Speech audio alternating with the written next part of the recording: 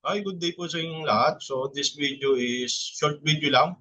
Kung ano po ba yung i-expect nyo sa final exam natin. So next week na kasi pala yun. So matagal din po kasi tayo hindi nakapag face to face. Gawa nga po nung last year sa sunod-sunod na training and assessment dito sa school. So pagbalik natin, final exam na pala. Okay, so in this video is to at least ma-review kayo kung ano ba yung gagawin nyo sa final exam next week. Okay? So ito po yung reviewer na bibigay ko. So nandito na rin kung ano po pa yung mga possible na pwedeng gawin. Actual po yung final exam natin ha. Kailangan nyo lang i-perform yung mga tasks na ibibigay ko sa inyo. Actually, nagawa nyo naman lahat yon. Kumbaga, parang ulitin lang natin ulit. And then may dadagdag lang tayo at least para new knowledge nyo na rin dito sa file sharing. Siguro, mostly naman siguro sa inyo is marunong naman din ito. Okay, so para makai-arouse natin yung final exam natin.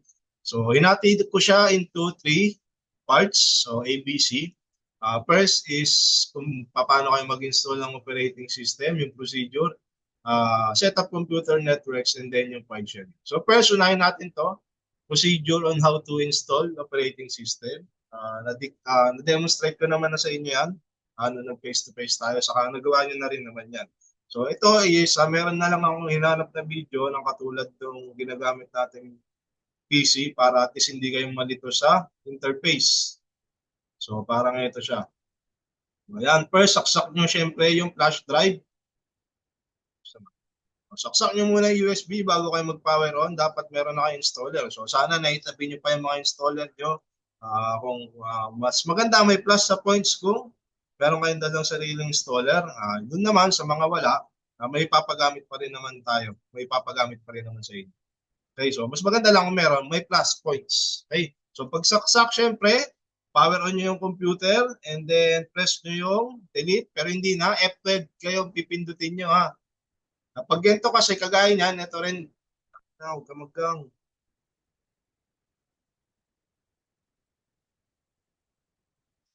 Hindi nagang.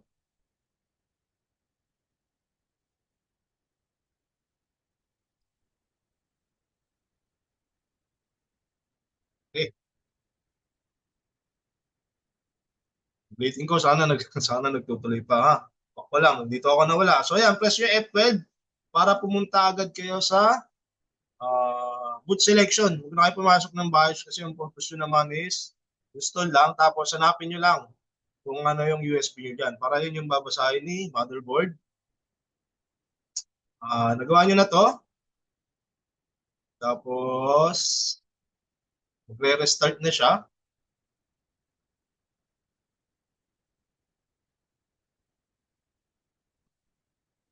Okay, so after restart, hintayin nyo. Dito kasi wala lumabas na press any key. O baka yung sa inyo meron. Yun, double check nyo lang ulit. Baka mamaya ano kayo, loop ng boot selection. Hanggang sa mapunta kayo dito. Tapos next nyo lang yan. And then yung partitioning, ayan, professional version lagi yung piliin, pro. If ever na meron kayong multi-version. Tapos, ayan, advanced. Tapos ito yung partitioning ha. Kung paano nyo siya hahatiin. Okay? So by this time, hindi niya na dinilit lahat, pero yung sa inyo, pinapadelete ko, ha? Lahat, tapos mag-create kayo ng new partition. So, tapos doon, tapos na. Okay? And then next, so ayan, ayun na yung procedure, tapos partitioning doon din. Although, pag hindi nyo na partition, after installation naman, pwede nyo pa rin siya i-partition. Kaya mamaya, di-demonstrate ko yun, papaalala ko din sa inyo. Tapos, i-differentiate nyo yung difference between PC name and username. So dito, siguro may mga nalilito pa rin PC name at saka username. Magkaiba ba yun? So magkaiba po yun. Ito, meron akong papakita sa inyo. Meron akong ginagamit dito ng VMware. Para at least, ito. So ito is virtualization software lang to para makapag-record lang din ako ng mas malinaw. So for example, ito, tapos na ako mag-install ng operating system dun sa physical computer na ginamit ko. Ganito na yung lalabas sa kanya. And now, paano ko malalaman kung ano yung user account and then yung computer name ng PC na in-installan ko. Okay, so pag titignan nyo yung PC name, click nyo lang to, tapos right-click nyo tong this PC na icon. Tapos, ayan. So, ito yung computer name niya. So, hindi pa siya napalitan. Okay, so ito yung computer name niya, desktop.c0 pa. So pwede niya yung palitan. Paano niyo siya papalitan? Click lang to change settings, tapos change, tapos yan. Okay? So lagyan niyo na ng computer name kung ano yung gusto niyo. So lagyan na lang natin to kahit ano, client. For now, kasi reviewer lang naman to. Yun lang. O, pag na-check nyo na yan, click nyo yung okay. Tapos hintayin nyo lang. You must restart your computer to apply these changes. So need natin na restart para magbago yung computer name niya. O, ayan lang. Hanggang lumabas tong restart button. So magre-restart na siya ngayon.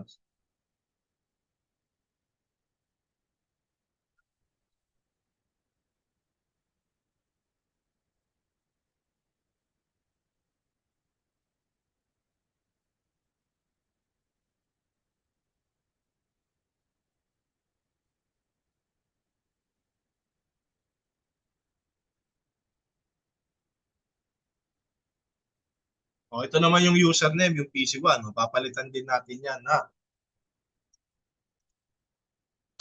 Okay, so makikita nyo naman, ayan, double check ulit natin, refresh muna natin. Ito na, nag-restart na yung ating computer. Check natin kung napalitan na po ba yung computer name niya. Okay, mali yun. Ito na pala, o ayan, yung client, yun yung nilagay natin kanina. So ito yung computer name ng PC, tapos ito naman yung user account. Okay, ang ginagawa. So pwede nyo kasing ilagay yan kapag bago matapos yung installation. Okay? So, ang nakalagay doon, who's going to use this PC? Yun yung user name or user account. Iba pa yon sa PC name. So, ito kasi nalagyan ko na. Okay? So, hindi ko na siguro babaguhin. Madali lang din naman yan. Kung gusto nyo siyang palitan or pwede rin naman kayong mag-add. Okay? Pero makikita nyo naman yun kapag mag-i-install kayo. Basta basahin nyo lang palagi. Okay? Next natin is difference o yung icons naman sa desktop. Kung paano natin, kasi by default, icons on desktop, saan na yun? By default, pag tinignan natin yung desktop natin, wala siyang this PC na icon. Paano natin siya malulocate? Kailangan pa natin i-click to, tapos ganun. Okay? So, pwede nyo gawin ganyan, pero pangit kasi shortcut na nakalagay. Hindi nyo pwedeng, pag click nyo yung properties, ganito yung lumalabas. Pag dito naman, ayan, yung magkaiba yung lumalabas sa kanya pag click nyo ng properties. Paano natin siya palalabasin? Pwede ganito rin, kaso shortcut nga lang lalabas. Sige, pwede, ganyan na lang din kasi pala yung ginagamit yung OS is di yata napapalabas yung desktop icon. So, ganun lang kung paano siya palalabasin. Pwede nyo i-drag and drop na lang para makita pa rin siya sa desktop. Okay, next natin, ayan, drive letters. So, paano natin malalaman kung ilang partition yung nagawa natin doon sa install natin? Yan, open natin yung disk PC.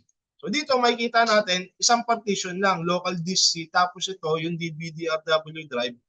May nakasaksak kasi sa akin na optical disk drive or CD-ROM, DVD-ROM, kaya nade-detect siya. Okay? So, hindi siya classified na second partition. So, ito, kagaya yan, isang partition lang nagawa natin. Pwede pa rin natin yung hatiin after ng installation by clicking or accessing disk management. So, right-click nyo lang tong start dun sa taskbar, tapos disk management. Gagawin natin siya, hahatiin natin siya para at least makagawa tayo ng two partitions. So, ito po yung ating hard disk. So, isang partition lang yan. Now, kung gusto natin siyang hatiin, right-click lang natin, shrink. 60 gig kasi siya, total size. Hatiin na lang natin. So, yung second partition natin, gawin natin 20 gig. Shrink natin. Ayan. So, nahati na. Bawas na yan. Ha? Hindi lang nag-reflect pa dito. Ewan ko magre-reflect. So, ayan. Nakapag-reflect na nung once na ni-refresh. Balik tayo dito. Hindi pa siya lalabas kasi black unallocated pa. So, kailangan natin siyang new simple volume. Tapos, next. Next. Next lang. Hanggang matapos. Pag natapos na, ayan. Okay na. Refresh na. Ayan na. Nasa E. Kaso, letter E, yung drive letter, kasi may nauna na letter D. Now, kasama rin pa kasi dito yung drive letters kung paano nyo papalitan yung drive letters. So, ang pangit naman yan, mayroon nasa gitna na letter D tapos letter E. So, depende rin sa magiging instruction kung anong drive letters yung gustong ipalagay sa inyo dito. Okay? So, dito, gusto natin palitan. For example, um, gusto natin silang pagbaliktad din. Kumbaga, ito yung magiging D, tapos ito kahit anong letter, basta gusto ko yung D, yung second partition. So kailangan i-access nyo muna, ito muna yung palitan nyo, yung drive letters nito. Ayan, right-click nyo yung CD or DVD-ROM, change drive letters nyo, tapos change.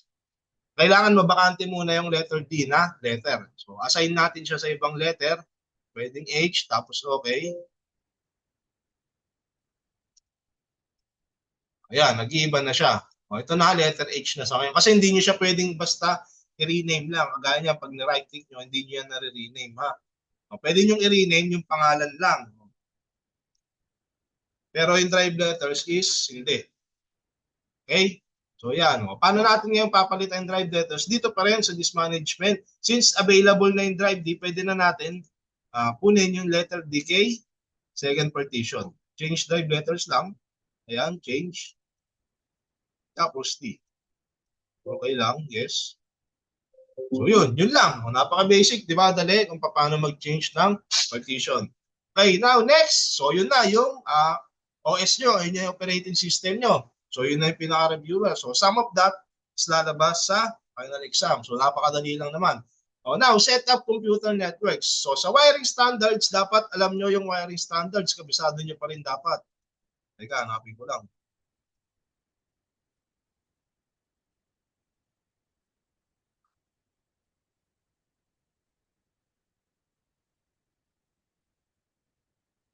Hanapin ko lang yung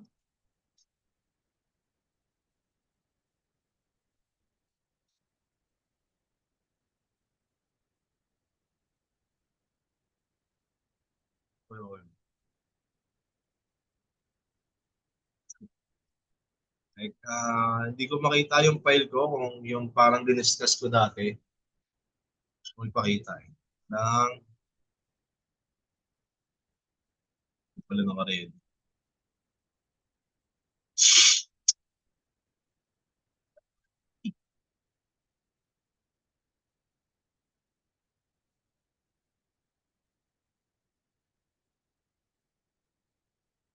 So, network cables.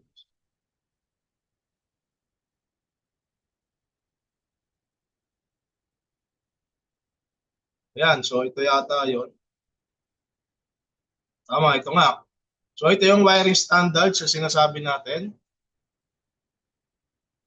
Ito. So, yan. Nakita nyo na rin naman yan siguro dati. So, meron tayong T568A sa T568B. So, it depends kung ano yung gusto nyo yung wiring standard na gagamitin nga. Kasi, pwede kayong gumamit ng straight through, A sa A or B sa B. Pag crossover lang kasi magkaiba A and B.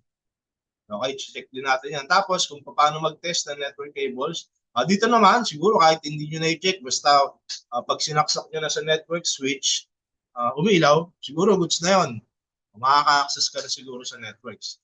Okay? So yan, wiring standards, tapos kung paano mag-create ng network cables, test network cables, and then yung IP addressing naman. So pag connected na sa network, kasi yung computer nyo, isasaksak nyo lang dun sa network switch. Okay, so explain naman natin yung kapag actual na.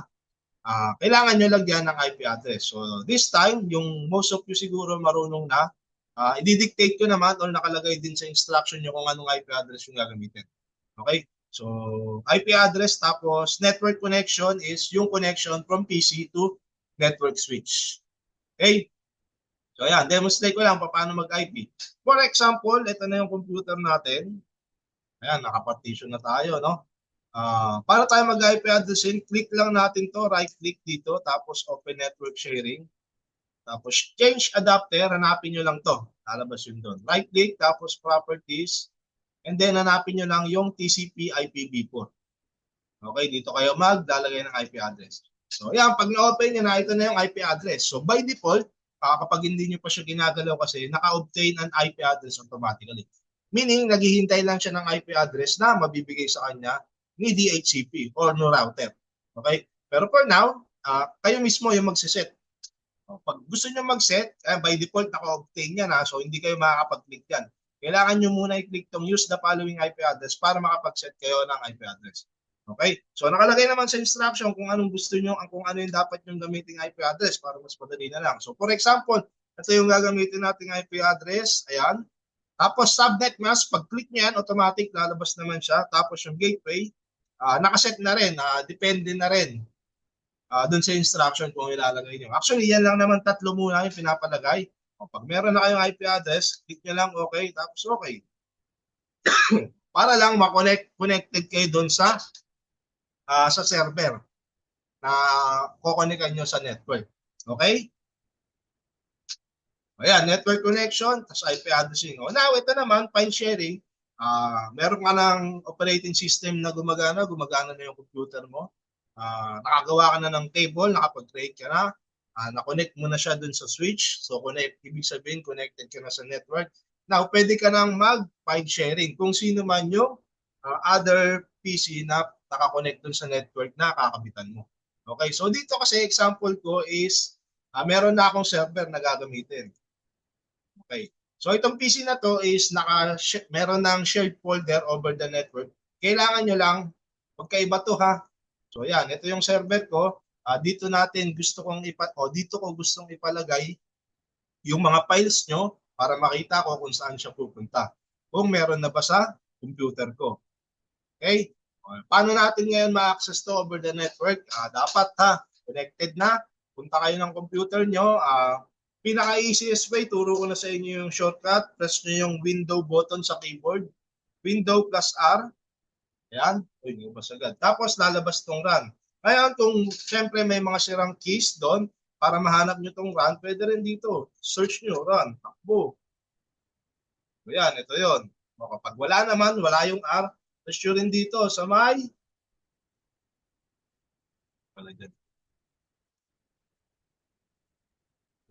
all apps. Dito makikita nyo. Paano makita natin? Wala pala. Wala ko nandito eh.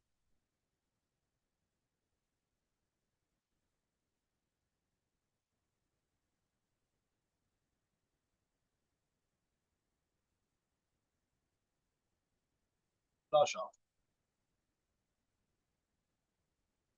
Hayaan nyo na, i-type nyo na lang para hindi na kayo maghanap na isa-isa. O yan. Para lumabas yan. Now, ito naman, matik to. Yung double, magta-type kayo kasi dito ng command. Okay? So, double backslash, ibig sabihin yung double backslash, hanapin nyo sa keyboard, magkaiba yung slash saka backslash. Ibig sabihin niya, gusto nyo pumasok sa network. Tapos, itong server na to, yun po kasi yung PC name ng server, ng PC na ginagamit ko. Okay, so para malaman ko ulit yung PC name niya, click ko to, tapos properties, ito yung PC name. Okay, pwede nyo gamitin yung PC name niya or di kaya naman yung IP address. So it's either of two. Kung anong gusto nyo gamitin. Para lang rekta na ma-access nyo yung files na nakashare dito sa computer na to. Yan, ito rin yung IP address niya, save.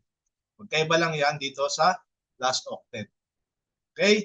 So yan, pag na-access na yan, yung server, computer name, or IP address. So server na lang, click natin okay, tapos yan, ma-access na natin itong folder niya over the network.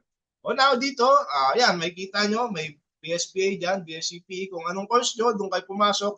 Tapos doon kayo maglagay, or for example, meron kayong files dito na kailangan na ipapasave ko sa inyo, i-transfer nyo lang, copy nyo lang, tapos paste doon sa folder na meron kayo. Now, ma-check ko yan kapag gumana na successful yung file sharing nyo kapag nag-reflect yan doon sa computer na ginagamit natin. So, yan. Review folder, sa GSID tayo naglagay, di ba? O, yan. So, yun. Yun na yung file sharing natin. Okay? Ayan. Send file over the network, file sharing. So, yun. Basically, that's it. Yun lang, kinontihan ko na lang para hindi umaba, magtatagal lang siguro sa operating system installation. Pero pwede nyo naman i-consume yung time nyo habang nag-i-install is nag-create na kayo ng network videos. So that's it, short video lang para makapag-review kayo pa paano pagdating na lang final system. Okay? So see you next week. Hanggang dito na lang. Bye.